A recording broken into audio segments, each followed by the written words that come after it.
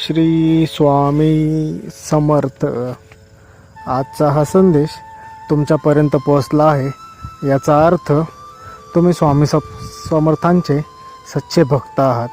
तुम्ही फक्त तुमच्या गरजेपुरते स्वामींकडे येत नाही, त्यांची आठवण काढत नाही, तर तुम्ही दररोज स्वामींची आठवण काढता. तुम्ही त्या लोकांपैकी नाही जे फक्त अडचणीत असतील तेव्हाच स्वामींकडे येता. तुम्ही स्वामींची दररोज आठवण काढता आणि मनापासून काढता. अगदी मनापासून तुम्ही स्वामींचे नामस्मरण करता. त्यामुळेच आजचा हा संदेश तुमच्यापर्यंत पोहोचलेला आहे. तुम्ही खूप नशीबवान आहात, कारण की आजचा हा स्वामींचा महत्त्वाचा संदेश हा तुमच्यापर्यंत पोहोचलेला आहे. तुम्ही जर का स्वामींचे सच्चे भक्त असाल तर आत्ता लगेचच या चॅनेलला तुम्ही सबस्क्राईब करून घ्या. आत्ता लगेचच तुम्ही या चॅनेलला सबस्क्राईब करून या व्हिडिओला लाईक करून घ्या. आणि जर तुम्हाला स्वामींवर तुमचा खराच विश्वास असेल आणि तुम्ही स्वामींना जर का मानत असाल तर आजचा हा संदेश शेवटपर्यंत नक्की बघा. आजच्या या संदेशातून स्वामी तुमच्या सर्व अडचणी, दुःख दूर करणार आहेत. स्वामी तुम्हाला जीवनातील काही महत्त्वाच्या गोष्टी आजच्या या संदेशातून सांगणार आहेत. त्यामुळे आजचा हा संदेश तुम्ही शेवटपर्यंत नक्की बघा. संदेश हा मधूनच तुम्ही सोडून जाऊ नका, याला शेवटपर्यंत नक्कीच बघा. स्वामी बोलतात, आयुष्यात कितीही अडचणी येऊ द्यात, कोणी कितीही तुमच्या विषयी वाईट वागू द्यात, तुम्हाला कितीही त्रास येऊ द्यात, तरी दुसऱ्यांविषयी स्वतःच्या मनात कधीही राग ठेवू नकात, त्यांच्याविषयी कधीही द्वेष ठेवू नकात.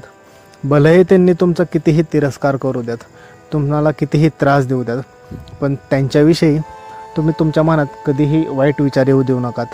त्याच्याविषयी काही चुकीचा विचार तुमच्या मनामध्ये येऊ नकात. लक्षात ठेवा, प्रत्येकाला त्याच्या कर्माचे फळे हे भेटतच असतात. प्रत्येकाला त्याने केलेल्या गोष्टीचे फळ हे भोगावेच लागते. नियतीने सर्वांचे हिशोब ठेवलेले असतात. प्रत्येकाचा हिशोब हा कधी ना कधीतरी होतच असतो. कोणी किती चांगले काम केले आणि कोणी किती वाईट काम केले याचा हिशोब हा होतच असतो. त्यामुळे लोकांनी तुमच्याबरोबर कसेही वागू द्यात, तुम्ही त्याविषयी जास्त लक्ष देऊ नकात. तुम्ही मात्र तुमचे काम प्रामाणिकपणे करा. तुमचा स्वभाव चांगला ठेवा, आनंदी ठेवा. इतरांशीही वागताना आनंदाने वागा. इतरांविषयी मनामध्ये कोणताही द्वेष ठेवू नकात.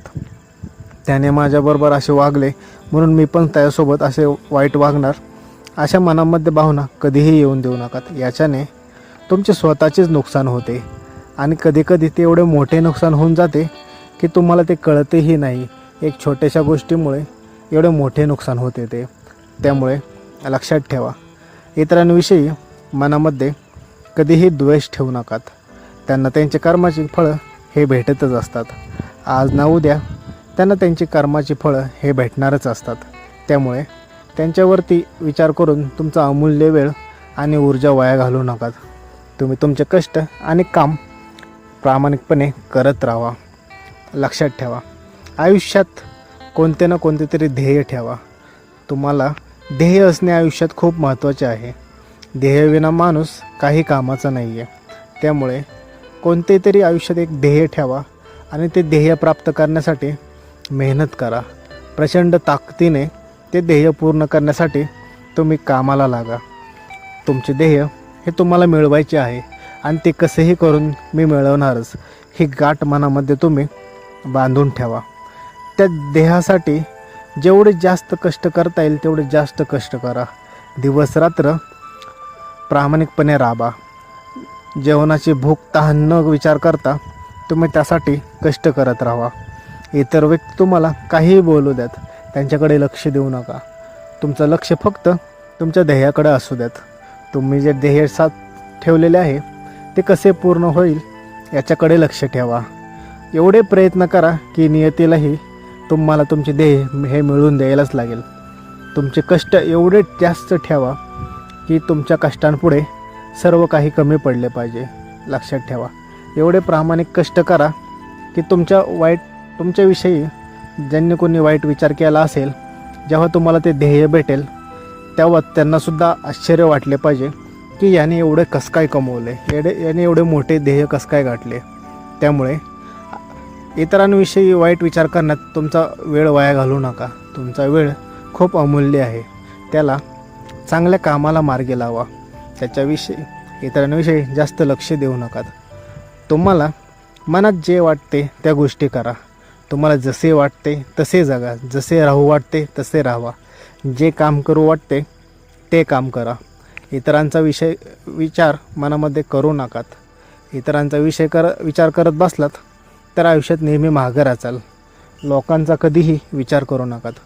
लोक काय, तुम्ही चांगल्या गोष्टी केला तरी तुम्हाला बोलणारच ते, आणि तुम्ही वाईट गोष्टी केल्या तरीही तुम्हाला ते बोलणारच आहेत. तुम्ही जास्त खर्च केला तरी तुम्हाला ते बोलणार आहेत, आणि तुम्ही कमी खर्च केला तरीही तुम्हाला बोलणारच आहेत. तुम्ही साधेपणाने राहिलात तरी ते तुम्हाला बोलणारच आहेत, आणि तुम्ही एकदम हायफाय राहायला लागलात तरी लोक तुम्हाला बोलणारच आहेत. लोकांना फक्त तुम्हाला बोलण्याची एक संधी हवी असते. ते कोणत्या ना कोणत्या बहाने संधी शोधतच असतात. तुम्ही मग चांगले करा किंवा वाईट करा, ते तुम्हाला बोलणारच असतात. त्यामुळे लोकांकडे लक्ष देऊ नका. त्यांचा विचारही करू नका. तुम्ही तुमचे काम चालू ठेवात. तुम्ही तुमचे ध्येय साध्य करा. तुमचे कष्ट एवढे प्रामाणिक ठेवा की कोणीही तुमच्यामध्ये अडथळा नाही झाला पाहिजे. तुमचे कष्ट एवढे स्वच्छ आणि प्रामाणिक असू द्यात की देवालासुद्धा तुम्हाला तुमचे ध्येय साध्य करून द्यावेच लागेल. त्याच्यामध्ये कोणीही येणार नाही. लक्षात ठेवा, आपले कष्ट आणि आपला प्रामाणिकपणा हेच आपले सर्वात मोठे धन आहे. त्यामुळे याला कधीही सोडू नका. आणि हो, आयुष्यात जर का कोणाकडून काही शिकायचे असेल तर महत्त्वाचे दोनच व्यक्ती आहेत ज्यांच्याकडून तुम्ही खूप महत्त्वाचे शिकू शकता. ते म्हणजे आई आणि वडील. लक्षात ठेव, वडिलांकडून तुम्ही संघर्ष शिका आणि आईकडून संस्कार शिका. या दोन्ही गोष्टी तुम्हाला आयुष्यात खूप पुढे नेणार आहेत. या दोन गोष्टींवरती तुमचे अख्खे जीवन बदलून जाईल. संघर्ष कसा करायचा हे जर तुम्हाला पाहिजे असेल तर तुमच्या वडिलांकडे बघा. तुमच्या वडिलांनी तुम्हाला कसे वाढवले, त्यासाठी किती कष्ट घेतले हे पहा तुम्ही. आणि जर का तुम्हाला संस्कारच पाहिजे असतील तर तुमच्या आईकडे बघा. तुमच्या आईने तुम्हाला कसे संस्कार दिलेले आहेत आणि किती चांगले संस्कार दिलेले आहेत ते पहा तुम्ही.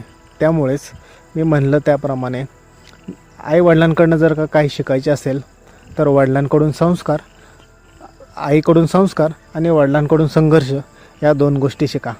बाकीचे दुनियादारी हे जग शिकवतेच, बाकीच्या गोष्टी हे जग शिकवतेच, आणि त्याही नंतर परिस्थिती तुम्हाला सर्व काही शिकवून जाते. परिस्थिती तुम्हाला ॲडजस्टमेंट करायलाही शिकवते. परिस्थिती तुम्हाला कसे जगायचे हेही शिकवते. परिस्थिती तुम्हाला किती प्रमाणात जगायचे तेही शिकवते. त्यामुळे बाकीच्या गोष्टींचा विचार जास्त करू नका. फक्त आईवडिलांकडून संघर्ष आणि संस्कार या दोन गोष्टी शिका. बाकी सर्व गोष्टी हे जग आणि दुनिया तुम्हाला शिकवतच असते. त्यामुळे लक्षात ठेवा, सर्वात महत्त्वाचं आणि म्हणजे आईवडिलांना कधीही दुखवू नका. जगात असे दोनच व्यक्ती आहेत की ते तुम्हाला बिनशर्त तुमच्यावर प्रेम करत असतात. त्यांना तुमच्याकडून कोणतीही अपेक्षा नसते. ते बिनस्वार्थपणे तुम्हाला मदत करत असतात, तुमची काळजी घेत असतात. ते म्हणजे व्यक्ती आई आणि वडील. त्यामुळे त्या दोघांना कधीही दुखवू नका. नेहमी त्यांच्या पायाशी राहा. आईवडिलांना आपले सर्वस्व माना. त्यांच्या सर्व इच्छा अपेक्षा पूर्ण करा. तुम्ही जर का आईवडिलांना जपलात तर देव तुम्हाला जपेल. लक्षात ठेवा, तुम्ही आईवडिलांना जपा, देव तुम्हाला जपेल. बाकी कशाचीही फिकर करू नका. तुमचे कष्ट हे प्रामाणिकपणे ठेवा. तुमच्या कष्टाला प्रामाणिकपणा ठेवा. त्याला मेहनतीची साथ द्या आणि आईवडिलांचा आशीर्वाद घ्या. आयुष्यात मग अशक्य अशी काहीच नाही. तुम्हाला जे काही हवे आहे ते सर्व तुम्हाला भेटून जाईल. तुमच्या आयुष्यातील सर्व दुःखे, सर्व काही समाप्त होऊन जाईल. एवढी गोष्ट तुम्ही लक्षात ठेवा. बाकी तुम्हाला कशाचीही काळजी करायची काहीही एक गरज नाही आहे. तुमच्या आयुष्यातील सर्व दुःख हे सर्व समाप्त होणार आहेत. तुम्ही फक्त या गोष्टी नियमित ठेवा. श्री स्वामी समर्थ.